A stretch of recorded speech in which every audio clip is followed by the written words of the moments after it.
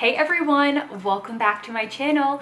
If you are new here, welcome. My name is Jenna and I show you guys how to get that high-end designer look on a budget through DIYs, thrift flips, home decor hauls, shop with me's, things like that. So make sure you're subscribed so you don't miss any of that. And today we're gonna be talking about 3 thrift flips that I did, and they're super duper easy. They use minimal, affordable craft supplies, and you can totally apply these techniques to things you may have lying around your home or things you might find at the thrift store. It's not specific just to the items that I found, so it should be a really fun video. So if you guys are ready, let's jump into it. Okay, so for our first flip, I saw these borderline ugly pedestals, and I've always loved the idea of a pedestal to display a really pretty floral arrangement on. Pottery Barn sells them for $300, and I hated the color and gaudy design of this one, but then I realized that the design was only on one side, and for $35, it would be a fun thing to try to paint and look like a more expensive looking stone, just to kind of somewhat resemble the Pottery Barn one. So I decided to pick one of the smaller ones up and try it in my space. So this has always been kind of an awkward area of my home that I've never really found anything that I loved to put here. So I decided the pedestal would go perfect right here with maybe some artwork hanging above it. It wouldn't block any of the traffic flow, but it would be something pretty and decorative just to break up the space. So as you guys can see, this pedestal has a really 90s orangey peachy tint to it. So my number one goal was to get rid of that and give it a more earthy, natural look. So one of the reasons I bought this piece was because of the great texture that it already had. And I figured that once I changed the tone and color, it would look a lot more current and designer. So my plan for the gaudy design was just to face it towards the back of the wall, since this was going to be used for decor purposes only. So next, I just took a paint sample that I already had laying around the house. This color is called Useful Gray by Sherwin-Williams, and I just got this at Lowe's for like $4, I believe. And then I just started painting the pedestal to give it a nice neutral, non-orangey base for us to start with. And while spray paint would have been a very quick primer, I didn't use spray paint for this because there were a lot of holes and crevices that I had to dig my paintbrush into, and I didn't think spray paint would have been able to get into all of those. But it was super satisfying to see all of that orange disappear. So once the paint was dry, I wanted to use a sponge painting technique to create that stone, aged concrete type look. So I just took some water and Waverly chalk paints in the shades Fawn, Mineral, and Elephant, and I just started dabbing it on there with a wet craft sponge. This creates almost like a wash that really resembles stone, and you can totally use this technique to create a stone-like look on anything you might have laying around your home. It doesn't have to be on a pedestal. You could do this on a planter, a vase, a lamp, whatever. I really feel like the chalk paints are great for this because they have a very matte-like finish, which I feel like really resembles stone and makes it look super realistic. And what's great is this technique is really forgiving. For those of you who have used a beauty blender for your makeup, it's really similar to that. You just get some paint, dab it on there, and then use the wet sponge to kind of blend it out. If you make a mistake, just add some more water and wipe it off and start over. Super duper simple. I didn't use anything to seal this piece because it's not going to be touched very often or exposed to moisture or anything like that, but you could always use a matte sealer if that was the case.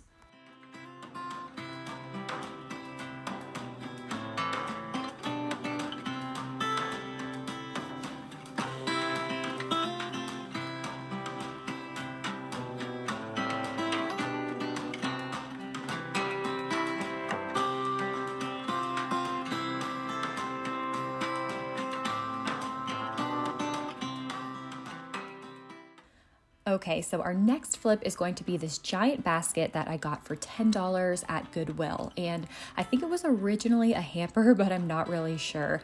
I've had it laying around the house for a while and I wasn't really sure what to do with it, but I figured it'd be perfect to put my Christmas tree in this year. So I figured it was time to fix it up. I really loved the old weathered look that it had, but it was honestly just from a bunch of dirt, and that kind of grossed me out. So I thought it would be cool to make it look like an old vintage gray washed basket, but a clean old looking basket. So I wanted to give it sort of a sun bleached look and tone down those yellow tones that were under there. So to start out, I just took some household bleach and mixed it with a little bit of water, and then I just started rubbing it all over the basket with an old rag.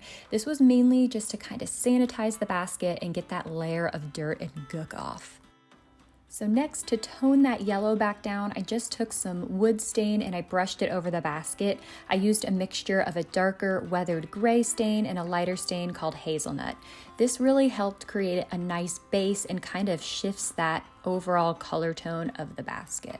And what's so great is that you can totally use this technique for any wicker baskets you have laying around your home or any that you may find at a thrift store in the future. I feel like so often I go to thrift stores and I see a ton of really orangey yellow toned wicker. So this is an awesome technique to kind of keep in your back pocket if you find any wicker pieces that you love but you just aren't a fan of the color. After I stained everything, I just kind of lightly wiped it off with a little paper towel just to kind of get that excess off of there, and then I let it dry completely overnight. So once it had dried completely, I got some water and some chalk paints in the shades Fawn, Mineral, and Elephant, and I decided to do that same kind of wash technique we did on the pedestal to the basket. You guys will see a theme here. The only difference is that this time I used a paper towel instead of a sponge because I felt like it was a bit better at spreading the paint around all of the texture on the basket. So this is kind of the last step where we really eliminate that yellow undertone and create almost like a faux layer of dirt and clay to look like this basket has been sitting out for years bleaching in the elements. So last, I just had to fix that broken handle, and I had originally envisioned leather handles, so I bought these super affordable ones off of Amazon, but once I kind of tested them out on the basket, I found that the brand new leather just looked weird combined with the old weathered look of the basket, so instead I decided to just use some Gorilla Glue and keep the original handles. And I cannot wait to show you guys the full look of my Christmas tree in this basket, so definitely make sure you are subscribed for all of my future holiday decorating content.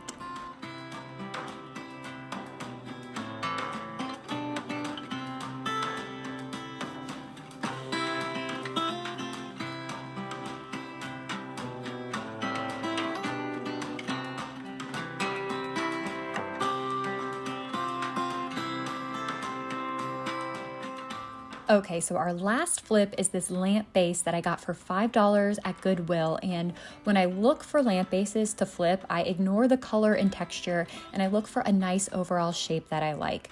I was really inspired by one of the lamps on Amber Interiors and I wanted the finish to look somewhat like this. So I knew I had to cover up all of the little holes somehow, so I found some joint compound that I had just laying around the house and started applying it on there to get a nice, smooth, even texture. And the brand that I use went on pink and dries white, so you know when it's dry, which is kind of nice. So to do the bottom, I just propped up the lamp on a used candle that I had laying around, so it was easy to kind of get around the corners. And this is what it looked like before it dried.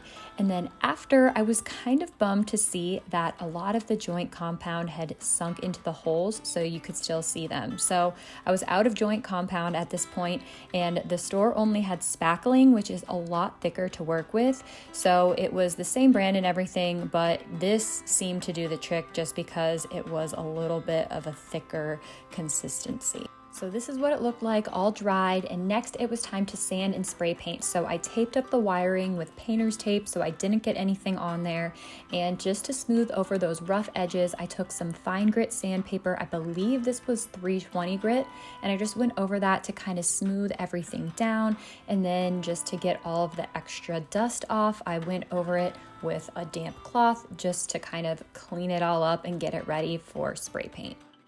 So for the spray paint, I just took this matte River Rock color and covered it up with that. It's really nice to just kind of seal all of that joint compound and spackling in there. And I love this color because it's the perfect grayish. It's not too tan or taupey, and it's not too grayish. I think that this is just a really nice base for, surprise, our little technique that we've been using throughout this whole entire video. So for this one, I just used colors Fawn, Elephant, and Hazelnut, and I did the same exact wash technique with the water and that sponge just to kind of give it that faux aged stone kind of plastery look. And I've honestly done this technique so many times, but I feel like it's super versatile and the finished look really depends on how much water you use and your paint color of choice. It can look more gray, it can look more terracotta, more clay-like, more stone-like. Because we were trying to get it close to that amber interiors lamp, I wanted to use a color that sort of resembled clay and was really earthy, and that's what that hazelnut colored chalk paint was really good for. It had subtle orangey clay-like undertones, which is really pretty when you combine it with the other muted taupe colors.